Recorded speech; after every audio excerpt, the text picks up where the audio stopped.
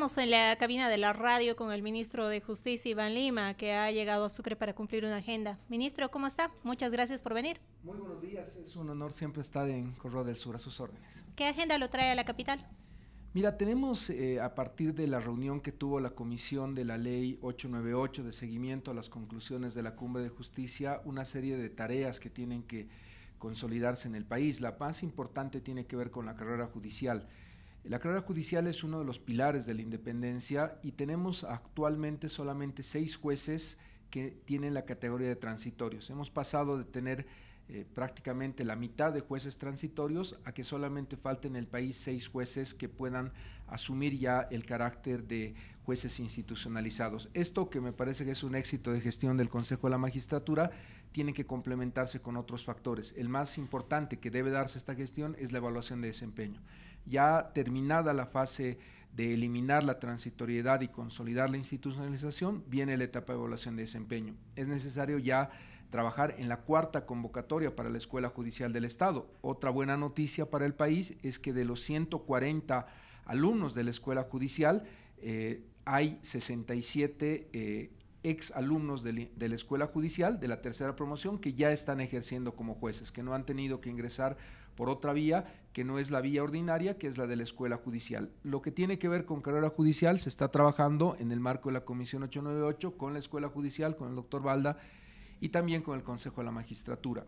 Un segundo tema que venimos trabajando, que es un mandato de la Cumbre de Justicia, pero también un mandato de la normativa penal, es el desarrollo y la implementación de sistemas que fortalezcan lo que se denomina ecosistema justicia libre. Como sabes, el Ministerio Público ha avanzado y ha avanzado muy bien en cuanto a la digitalización y la interoperabilidad en materia penal. En materia penal, a diferencia de las demás materias, ya podemos tener los abogados acceso al expediente, pero nos hace falta fortalecer el sistema a todo nivel.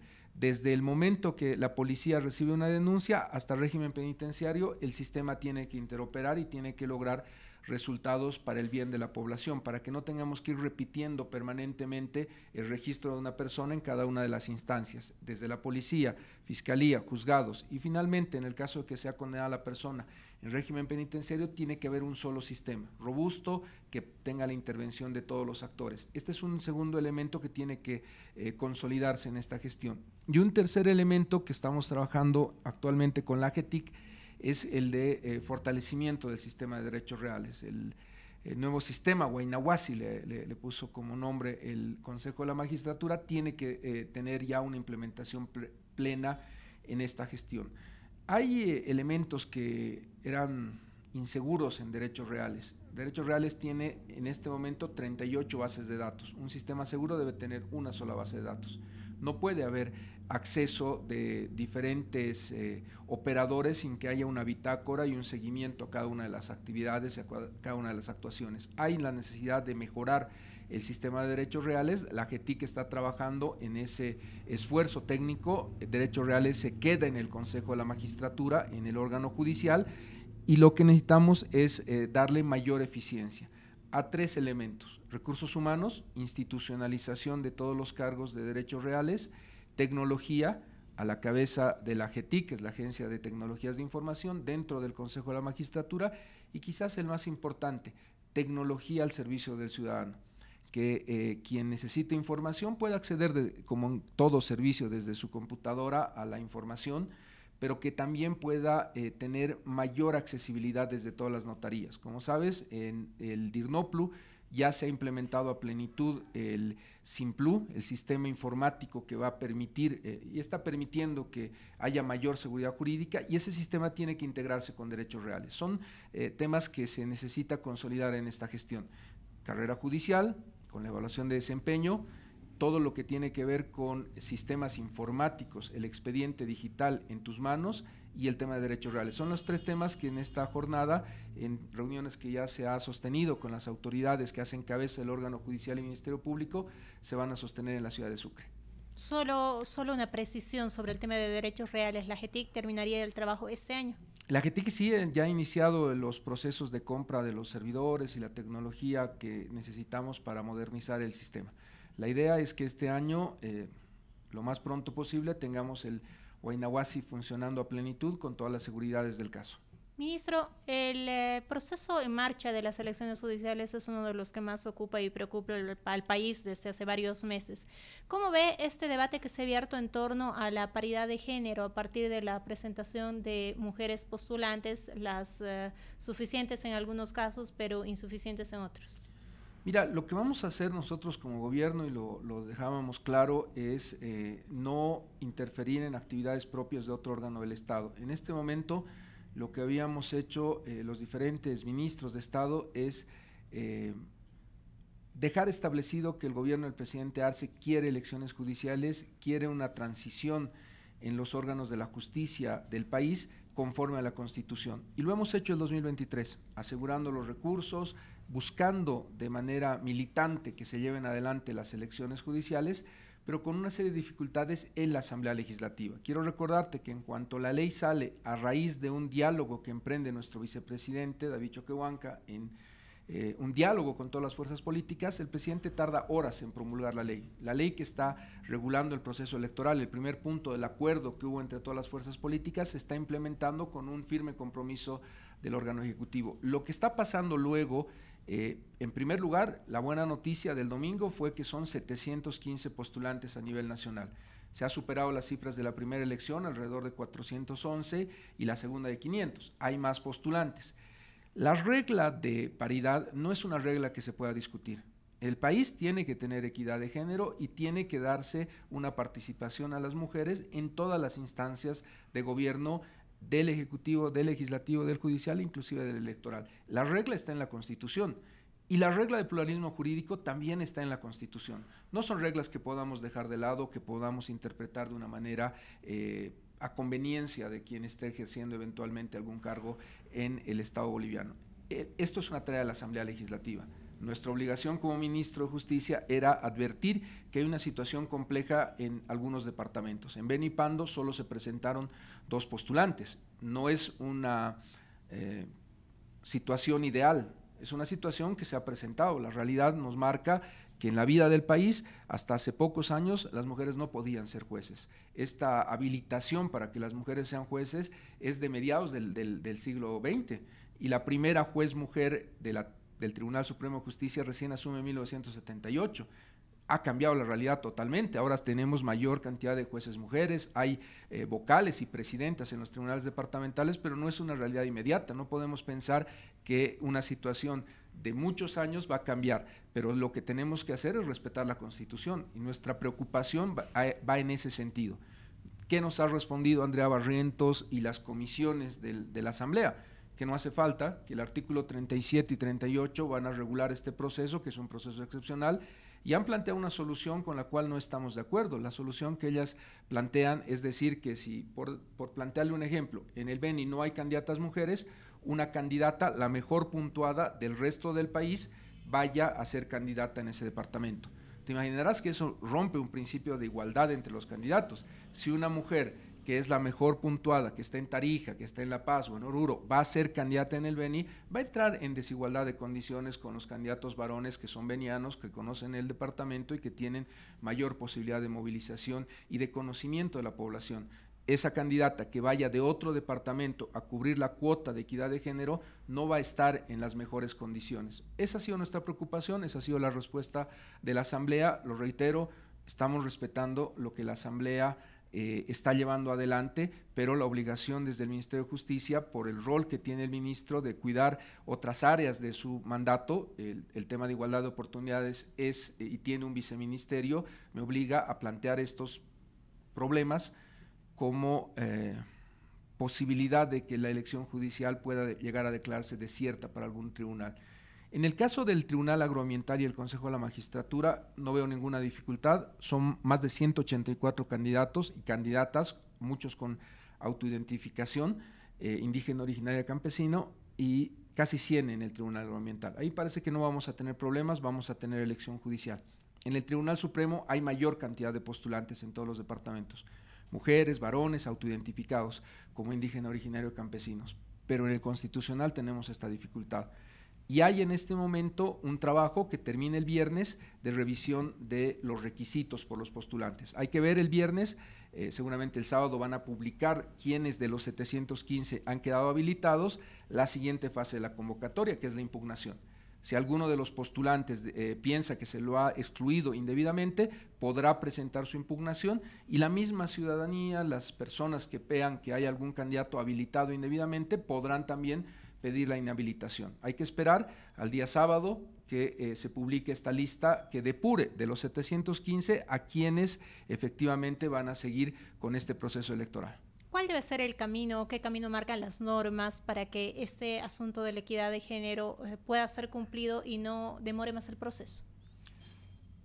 La que te he referido, la Constitución. La Constitución señala que la mitad de las candidatas deben ser mujeres y señala también que debe haber equidad en todos los órganos del Estado. No hay ninguna respuesta diferente. La Constitución se respeta y te he dado el contexto histórico porque es un contexto complejo. En el país tenemos una participación de mujeres en todos los niveles del Estado, pero en el mismo gabinete del presidente Arce, de los 17 ministros, solamente tenemos 4 ministras mujeres. En un mundo ideal, el 50% de los ministros debería ser mujer, o lo propio en todos los tribunales, en todos los niveles de la administración del Estado, debiéramos respetar esta regla.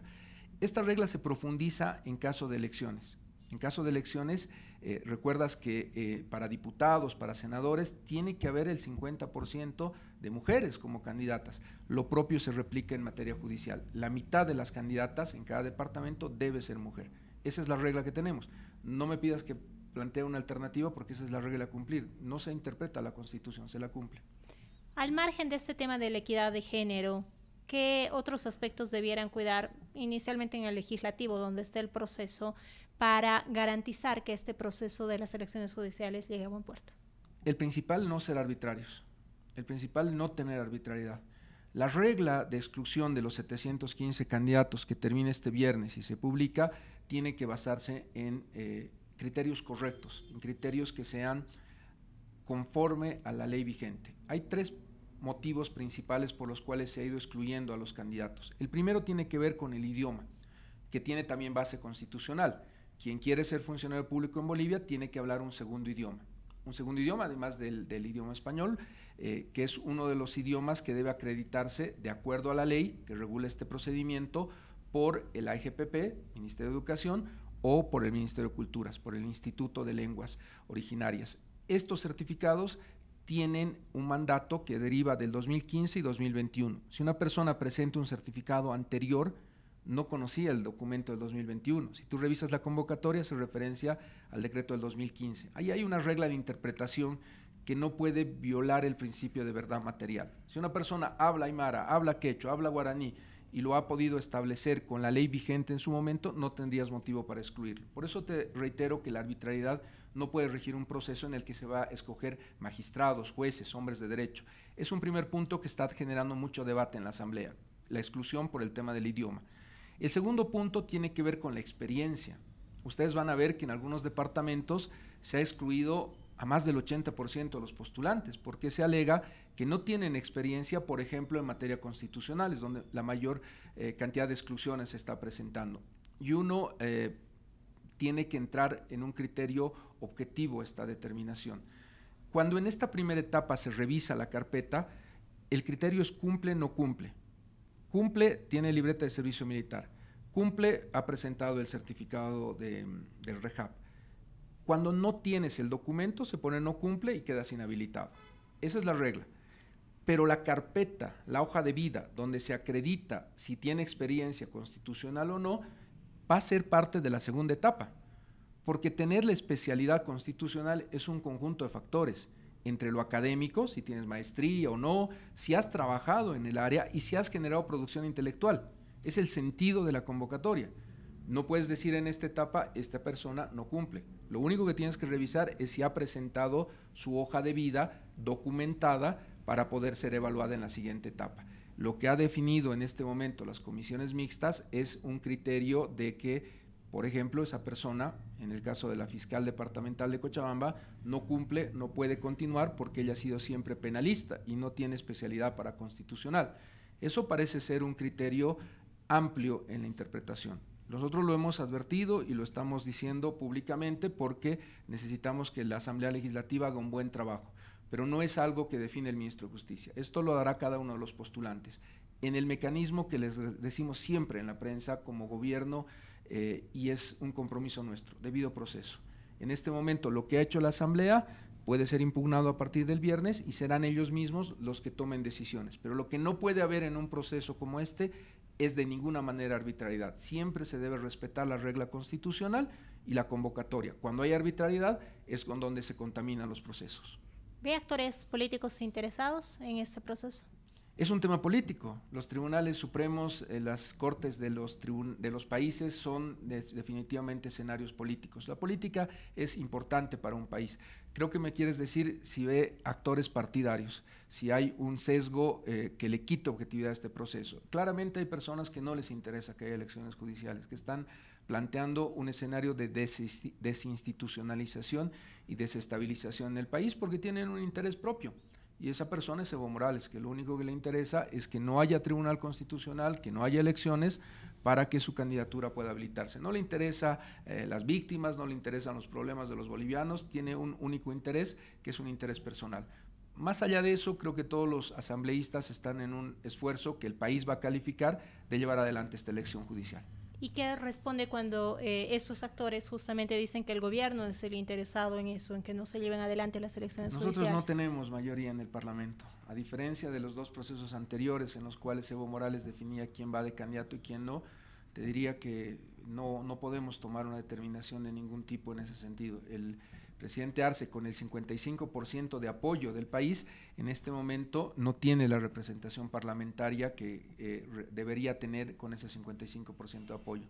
Lamentablemente muchos diputados y senadores que han llegado con el voto de David Choquehuanca y de Luis Arce como binomio presidencial y vicepresidencial han dejado de tener un diálogo y coordinación con el presidente Luis Arce. Es lamentable porque el pueblo boliviano los ha elegido para llevar adelante la propuesta electoral de ambos y ahora se han apartado de la determinación que tiene el binomio elegido con el 55% del apoyo.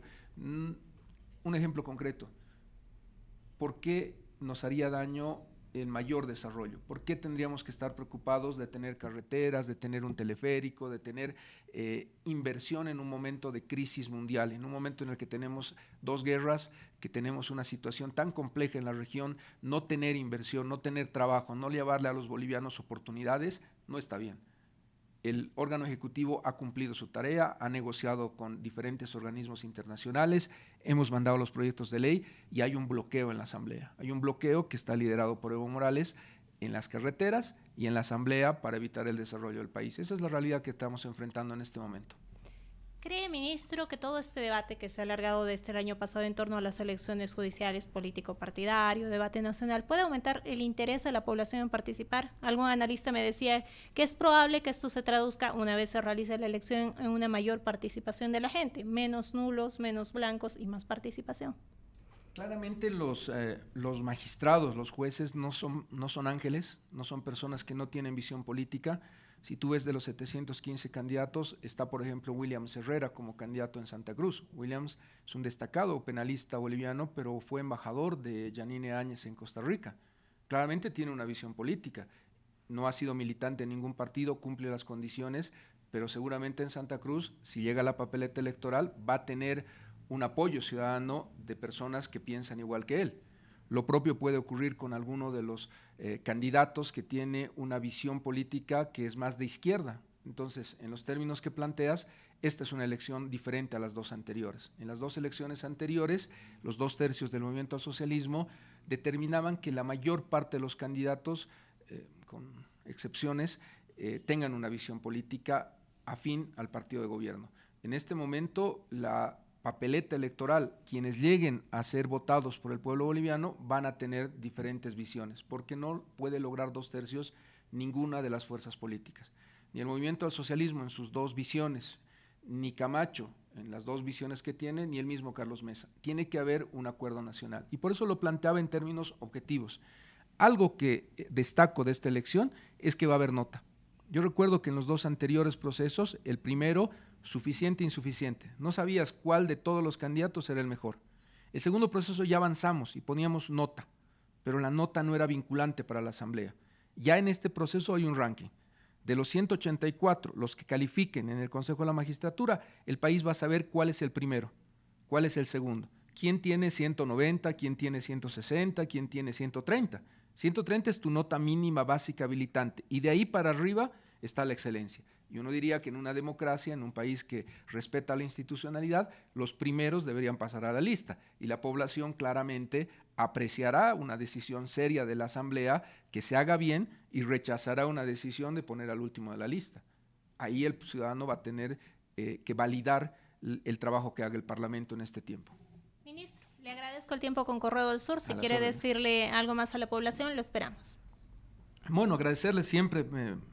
Me parece que es un espacio muy importante el de Correo del Sur. Agradezco mucho el diálogo que ustedes presentan. Son la ciudad del órgano judicial y creo que es muy importante estar con ustedes y poder darle esta voz de esperanza, de certidumbre al pueblo boliviano. La justicia en los últimos años ha pasado por ciclos, un ciclo muy fuerte que se caracterizó por el liderazgo de René Bladman y la reforma penal. Duró ese ciclo que duró como 18 años hasta la reforma a la Constitución, en 2005, 2006, que comienza el debate constituyente en el país y está terminando ese ciclo. El país y la justicia tiene ciclos de más o menos 18 años. Un primer ciclo fuerte de la reforma penal, un segundo ciclo de la reforma constitucional y estamos en una etapa de cerrar capítulos y de abrir un nuevo ciclo para una justicia independiente. Algo que me parece muy importante que va a marcar la noticia en los próximos días es que la CIDH va a presentar en las próximas horas el informe País de Bolivia sobre la visita in loco que hicieron en marzo del año pasado. Creo que es una noticia importante. Este gobierno está comprometido con los derechos humanos y queremos que la nueva agenda de la justicia esté marcada por ese elemento, derechos humanos como un factor fundamental para transformar la justicia. Muchísimas gracias. Gracias. Con nosotros el ministro de Justicia, Iván Lima, en la cabina de Correo del Sur Radio. Información actualizada, veraz y equilibrada.